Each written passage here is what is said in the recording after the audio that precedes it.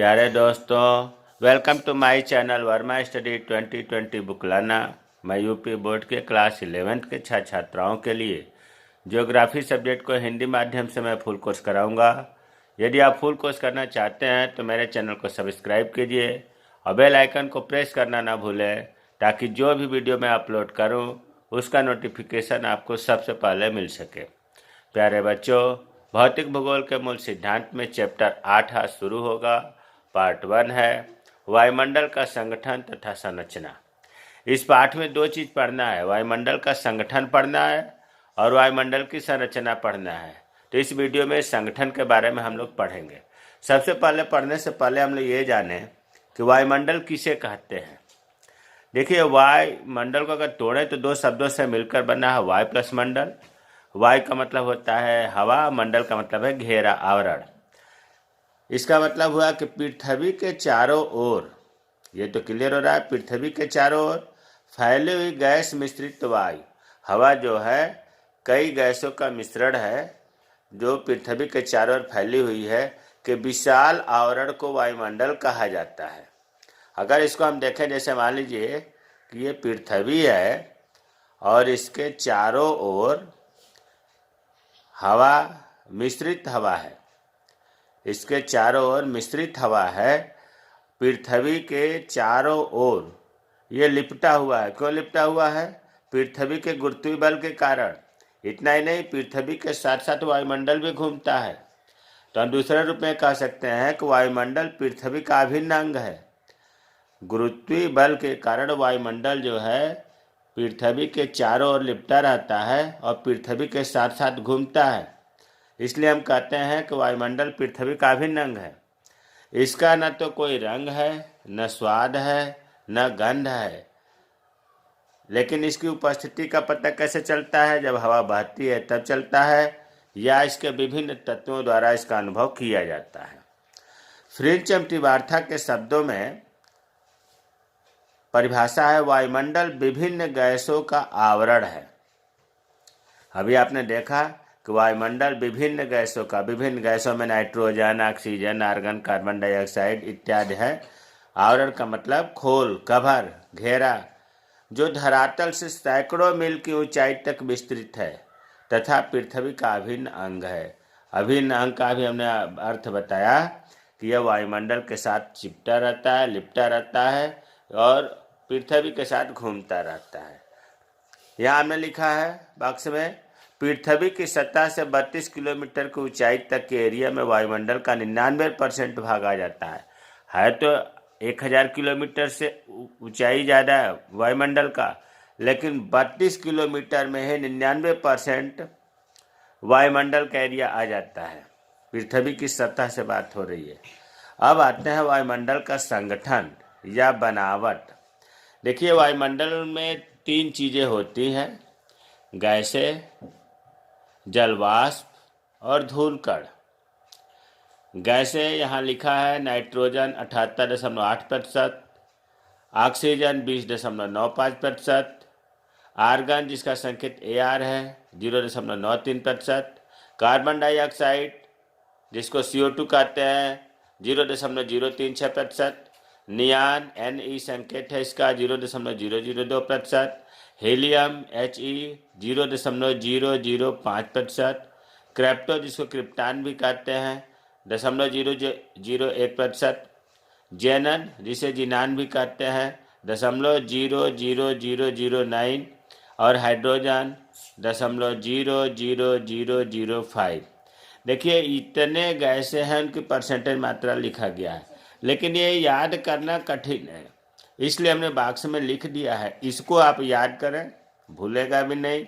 हमने इसे round figure में नाइट्रोजन लिख दिया 78%, ऑक्सीजन हमने राउंड फिगर में लिखा 21%, ये दोनों मिलकर के हो गए 99 और 1% बचा। 1% में अन्य सभी गैसें आ गए, जैसे argon, carbon dioxide, neon, helium, krypton, xenon, hydrogen, ये 1% में है। तो ये आप आसानी से याद भी कर लेंगे। यहाँ हम ये देख रहे हैं कि वायुमंडल में सबसे ज़्यादा नाइट्रोजन की मात्रा होती है 78%। दूसरे नंबर पर ऑक्सीजन है 21%। अब प्यारे बच्चों, इसमें छोटे छोटे प्रश्न ढेर सारे बनते हैं। ये पाठ ही ऐसा है कि इसमें मल्टीपल चॉइस क्वेश्चन बहुत बनते हैं। देखिए, भारी गैसें कभी कभी पूछा जाता है, भारी गैसें कौन कौन सी हैं। तो जो इतनी ढेर सारी गैसें हैं, इसमें 3 गैसें नाइट्रोजन, ऑक्सीजन, कार्बन डाइऑक्साइड है। भारी गैसें नाइट्रोजन है, ऑक्सीजन है, कार्बन डाइऑक्साइड है। भारी गैसें ये पृथ्वी के धरातल के पास में रहती हैं क्योंकि वजन है, भारी है। हल्की गैसें नियान, हीलियम, क्रिप्टॉन, जिनान, हाइड्रोजन, आर्गन, ये सब हल्की गैसें हैं जो वायुमंडल के ऊपरी सिरे या ऊपरी हिस्से में ये होती हैं। अगर प्रश्न पूछा जाए कि सबसे भारी गैस कौन सी है, तो उत्तर है carbon dioxide. Carbon dioxide green house effect के लिए बहुत ही ज़रूरी है, अर्थात ये सूर्य का प्रकाश जो है कार्बन डाइऑक्साइड को पार करके तो पृथ्वी पर पहुंच जाता है, लेकिन पृथ्वी से जो विकिरण निकलती है, पार्थिव विकिरण, उनको ये आगे नहीं जाने देता, रोके रखता है। सबसे हल्की गैस पूछा जाए तो हाइड्रोजन हुआ। तो ये याद हो करने की चीज़ है कि सबसे भारी गैस कार्बन डाइऑक्साइड और सबसे हल्की गैस हाइड्रोजन।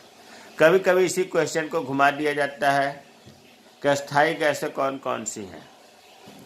तो देखिए, ऊपर जितने लिस्ट आपको ये बनाया गया है वो सब अस्थायी गैसें हैं, लेकिन इसमें मुख्य रूप से नाइट्रोजन, ऑक्सीजन है क्योंकि इनकी मात्रा ज़्यादा है। और अस्थायी गैसें में कार्बन डाइऑक्साइड और ओजोन गैस है। कार्बन डाइऑक्साइड इसमें परिवर्तन होता रहता है, ओजोन गैस में भी परिवर्तन हो रहा है, इसलिए अस्थायी गैसें कहलाती हैं। 120 किलोमीटर की ऊंचाई पर ऑक्सीजन की मात्रा नगण्य हो जाती है। ऑक्सीजन यानी नाइट्रोजन की भी मात्रा जो है नगण्य हो जाती है। नगण्य का मतलब समाप्त हो जाती है। 120 किलोमीटर की ऊंचाई तक ऑक्सीजन और नाइट्रोजन है। तो हमें उम्मीद है कि वायुमंडल का संगठन आपको समझ में आ गया होगा। अब दूसरा जो घटक है इसमें जल वाष्प, इसके बारे में पढ़ते हैं। देखिए, जल वाष्प, जल का मतलब पानी, वाष्प का अर्थ है भाप से, पानी के भाप से है। अब पानी का भाप वायुमंडल में कैसे पहुंचता है? 2 तरह से पहुंचता है, एक तो वाष्पीकरण से, दूसरा वाष्पोत्सर्जन से। वाष्पोत्सर्जन पौधों के द्वारा होता है और वाष्पीकरण जो है झील से, सागर से, महासागर से जब पानी गर्म होकर के भाप बनता है तो उसे हम वाष्पीकरण कहते हैं। देखिए, इनमें पॉइंट है। पहला, जल वाष्प वायुमंडल में उपस्थित ऐसी परिवर्तनीय गैस है जो ऊंचाई के साथ घटती है। ये भी गैस है क्योंकि भाप है तो गैस हो गया, और ऊंचाई के साथ घटती जाती है। इसका मतलब कि धरातल के पास सबसे ज़्यादा जल वाष्प है। जैसे जैसे हम ऊपर की तरफ बढ़ते जाएंगे जल वाष्प कम होता जाएगा। दूसरा पॉइंट है कि वायुमंडल के जल वाष्प की प्राप्ति कहाँ से होती है? झील से, सागर से, महासागर से वाष्पीकरण द्वारा होती है। और वाष्पीकरण क्रिया ज़्यादा तब होगी जब ज़्यादा तापमान होगा, कम तापमान पर वाष्पीकरण क्रिया कम होगी। मतलब ये वाष्पीकरण क्रिया जो है तापमान पर निर्भर होती है। वायुमंडल में घटित होने वाली जो घटनाएं हैं, जैसे बादल बनना, तुषार, हिमपात, ओस, पाला, झंझावात, चक्रवात आदि, ये सब जल वाष्प पर ही आधारित है। अगर जल वाष्प नहीं होगा तो ओस नहीं पड़ेगा, जल वाष्प नहीं होगा तो पाला नहीं पड़ेगा, बादल नहीं बनेगा। तो जितनी भी मौसम संबंधी घटनाएं हैं ये जल वाष्प के कारण होती हैं। अगला महत्वपूर्ण बात, धरातल से 5 किलोमीटर की ऊंचाई तक कुल जल वाष्प की 90% मात्रा प्राप्त होती है। इसका मतलब कि धरातल के पास जल वाष्प ज़्यादा होता है। 5 किलोमीटर की ऊंचाई तक ही 90% जल वाष्प जो इतना पाया जाता है उसका मिल जाता है। भूमध्य रेखा के, देखिए बहुत महत्वपूर्ण प्रश्न बात है, भूमध्य रेखा के समीपवर्ती भागों में अधिक वर्षा, भूमध्य रेखा जो होता है जिसको विषुवत रेखा भी कहते हैं, जीरो अक्षांश रेखा भी कहते हैं, जो पृथ्वी के ठीक बीचों बीच में होता है, यहाँ पर सूर्य की सीधी किरणें पड़ती है जिससे बहुत अधिक वर्षा होती है। मतलब प्रतिदिन वर्षा होती है। यहाँ की भूमि भी दलदल होती है, यहाँ जीवन बहुत कष्टमय होता है। डेली बादल का बनना और वर्षा का होना भूमध्य रेखा के आसपास जो उष्णकटिबंधीय क्षेत्र कहे जाते हैं वहाँ होती है। तो जो भूमध्य रेखा के समीपवर्ती भाग है, अधिक वर्षा और बादल के कारण जल वाष्प भी अधिक होगा। भाई गर्मी पड़ेगी, वर्षा होगी, तो वर्षा होगी, गर्मी पड़ेगी तो वाष्पीकरण भी ज़्यादा होगा। यहाँ जो हवा है उसके आयतन का 4% तो जल वाष्प ही होता है। कहाँ? भूमध्य रेखा के समीपवर्ती भागों में। ठीक इसका उल्टा आता है मरुस्थलीय प्रदेश जो है, जिसको रेगिस्तानी प्रदेश भी कहते हैं, यहाँ शुष्कता के कारण जल वाष्प बहुत कम होता है। जब पानी रहेगा ही नहीं तो वाष्प कहाँ से होगा? वाष्पीकरण क्रिया कहाँ से होगी जब जल पानी की अभाव है? तो यहाँ मरुस्थलीय प्रदेशों में हवा के आयतन का 1%, जबकि आपने देखा भूमध्य रेखी में 4% था हवा के आयतन का, लेकिन मरुस्थलीय प्रदेशों में हवा के आयतन का मात्र 1% जलवाष्प पाया जाता है। अगला पॉइंट है, जलवाष्प सूर्य से निकलने वाले ताप के कुछ भाग को अवशोषित करता है। जलवाष्प जो है वो जब सूर्य की किरणें आती हैं तो कुछ भाग अवशोषित करता है, और इतना ही नहीं, पृथ्वी से जो निकलने वाला ताप है उसको भी संग्रहित करता है। इसका मतलब यह हुआ कि जो जलवाष्प है एक कंबल की तरह कार्य करता है। कंबल की तरह कार्य करने का मतलब यह हुआ कि पृथ्वी को न तो अधिक गर्म होने देता है और न ही अधिक ठंडा होने देता है। जलवाष्प, सोचो जलवाष्प कितना महत्वपूर्ण है कि यह जो है पृथ्वी को अधिक गर्म नहीं होने देगा और अधिक ठंडा होने नहीं देगा। हमने ब्रैकेट में लिखा है, अनुमान लगाया गया है कि सूर्यातप मतलब सूर्य से मिलने वाली प्रकाश प्रति सेकेंड 1.6 करोड़ टन जल को वाष्प में परिणत कर देता है। मतलब सूर्यातप अगर ठीक ठाक है तो 1 सेकेंड में, सोचो 1 सेकेंड की वैल्यू बहुत कम है, 60 सेकेंड में 1 मिनट होता, तो प्रति सेकेंड 1.6 करोड़ टन जल को वाष्प में परिवर्तित कर देता है सूर्यातप, सोलर प्रकाश से। अतः यदि वायुमंडल की संपूर्ण जलवाष्प, जो वायुमंडल में जलवाष्प है, उस सब जलवाष्प को एक साथ पृथ्वी पर गिरा दिया जाए तो पूरी पृथ्वी 1 इंच ऊंचा जल से ढक जाएगी। पृथ्वी पर 1 इंच ऊंचा जल एकत्रित हो जाएगा अगर पूरे वायुमंडल के जलवाष्प को एक साथ पृथ्वी पर गिरा दिया जाए तो हमें उम्मीद है कि जो गैस समझ में आ गया और जलवाष्प समझ में आ गया। तीसरा घटक है वो धूल के कण। देखिए धूल के कण, इसका मतलब कि एक कण है, निश्चित रूप से ये ठोस हो गए। धूल कणों की उत्पत्ति कहाँ से होती है? तो मरुस्थलीय क्षेत्रों में आप देखते हैं कि हवाएं तेज चलती हैं, बालू ज़्यादा वहाँ उड़ता है, तो बालू को उड़ने से वायुमंडल में धूल के कण होंगे। समुद्री लवण, समुद्र के किनारे नमक तैयार होता है, उन लवणों से होगा धूल के कण, लवण के कण होंगे। ज्वालामुखी उद्गार से भी कण होंगे धूल के, उल्काओं के टूटे हुए कण से भी होंगे। महीन मिट्टी भी वायुमंडल में उड़ करके पहुंच जाती है। धुएं के कण भी पहुंच जाते हैं। राख, पराग, धूल के आदि से धूल कणों की उत्पत्ति होती है। कितनी ढेर सारे उदाहरण लिखा गया है, बालू उड़ना, समुद्री लवण, ज्वालामुखी उद्गार, उल्काओं के टूटे हुए कण, महीन मिट्टी, धुएं की कण या राख, पराग, धूल।